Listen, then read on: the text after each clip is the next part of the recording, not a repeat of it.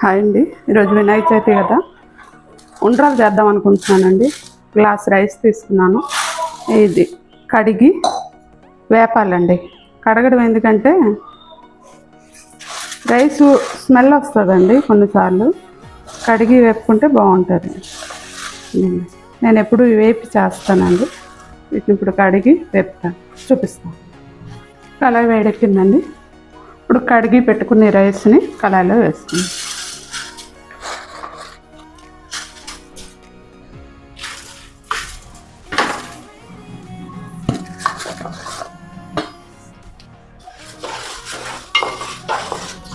కొంచెం brown colour వచ్చేంత వరకు వేపుకుందాం అండి. మంచి స్మెల్ వస్తుంది వేగుతున్నప్పుడు.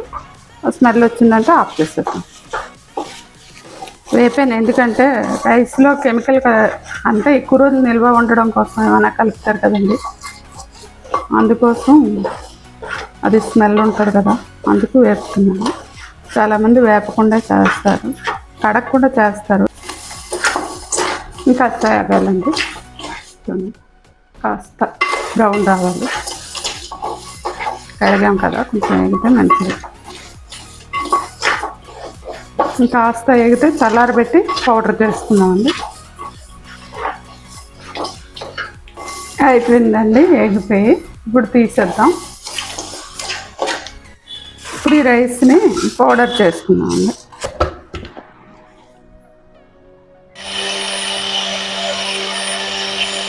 పిండి ముద్ద చేయడానికి ఈ గ్లాస్తో గ్లాస్ వాటర్ వేస్తున్నాం. మరగనిద్దామండి, కొంచెం సాల్ట్ వేద్దాం. మరగనిద్దాం. 2 గ్లాసులు వేస్తున్నానండి.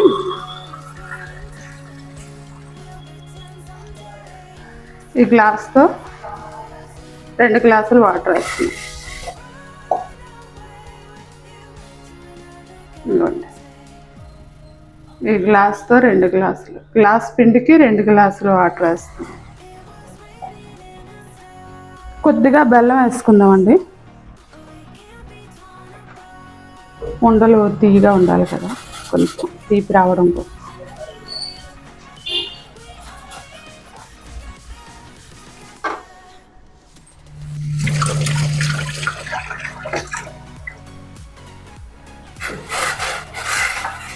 కరగాలి. ఇప్పుడు పిండి వేసుకుందామండి. 1 గ్లాస్ పిండి.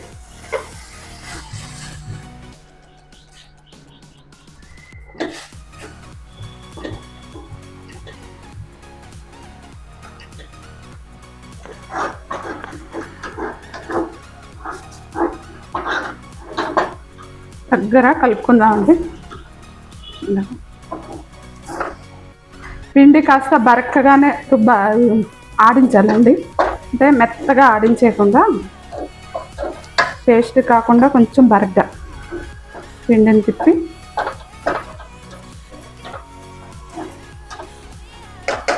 అయిపోయిందండి. కాస్త టైం ఇలా పొయ్యి మీద పెట్టి మూత పెట్టేద్దాం.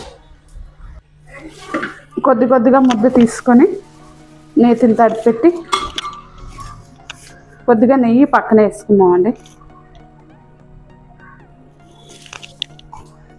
ఈ నెయ్యిని ఇలా తడిపి చిన్న చిన్న ఉండలు చేసుకుందాం. వేడివేడిగా ఉంటున్నప్పుడే చేయాలండి.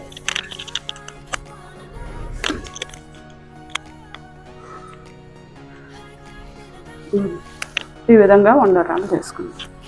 అన్నిటినీ ఇలాగా ఉండలుగా చేసుకున్నాం.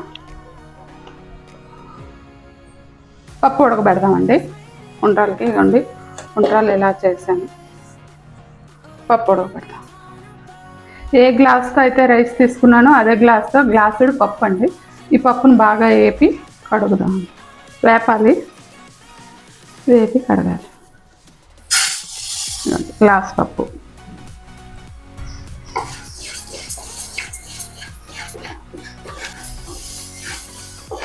కొంచెం బ్రౌన్ కలర్ వచ్చేంత వరకు వేపుదాం. ఈ గ్లాస్తో 2 గ్లాసులు నీళ్ళు వేయాలండి.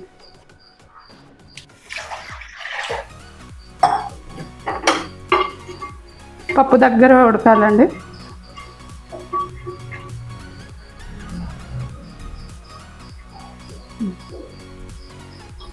గ్లాసులు సరిపోదండి, 3 గ్లాసులు వేయాలి. పప్పు ఉడకాలి కదా. గ్లాసుతో 3 గ్లాసులు వాటర్ వేసాను. ఇప్పుడు కొబ్బరి మిక్సీ కొడతానండి.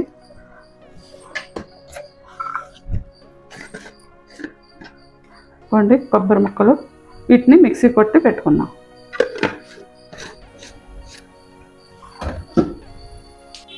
కాస్త ఉడకాలండి. ఉడికాక కొబ్బరి వేద్దాం. కొబ్బరి బెల్లం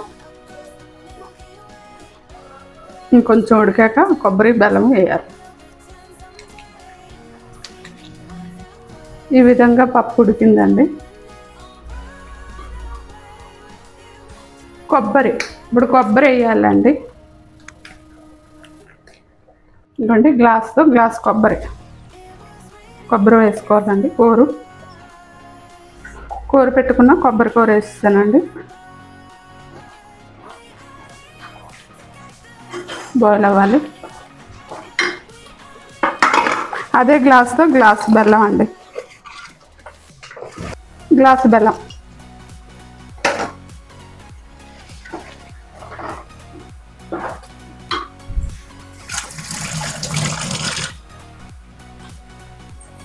కొద్దిగా సాల్ట్ వేసుకుందామండి.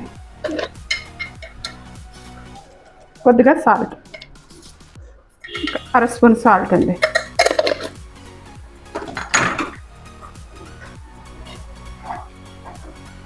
దగ్గర ఉడకాలండి. చూడండి ఈ విధంగా ఉడుకుతుంది. కాస్త బెల్లం కరగాలి, అప్పుడు ఉండ్రాలు వేసుకుందాం. మంచి స్మెల్ వస్తుందండి. కొబ్బరి, బెల్లం, పెసరపప్పు ఆ ఉడుకుతుంటే ఆ స్మెల్లే వేరండి. చాలా మంచి స్మెల్ వస్తుంది. స్మెల్ వస్తుంది అంటే దగ్గర పడుతుంది. ఈ టైంలో ఉండ్రాలు వేసుకోవాలండి.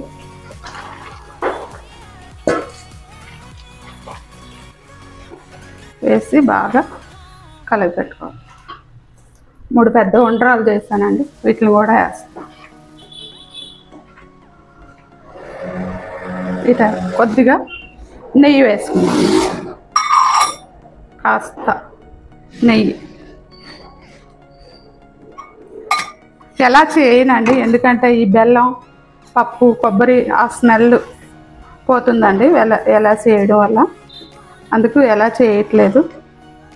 ఇంకా ఉండ్రాలు రెడీ అయిపోయండి. దేవుడికి ప్రసాదం తీసేసి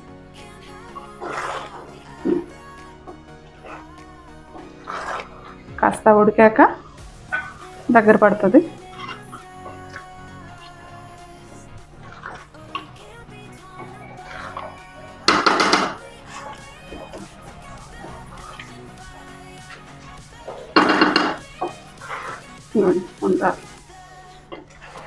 ఉండ్రాలు రెడీ.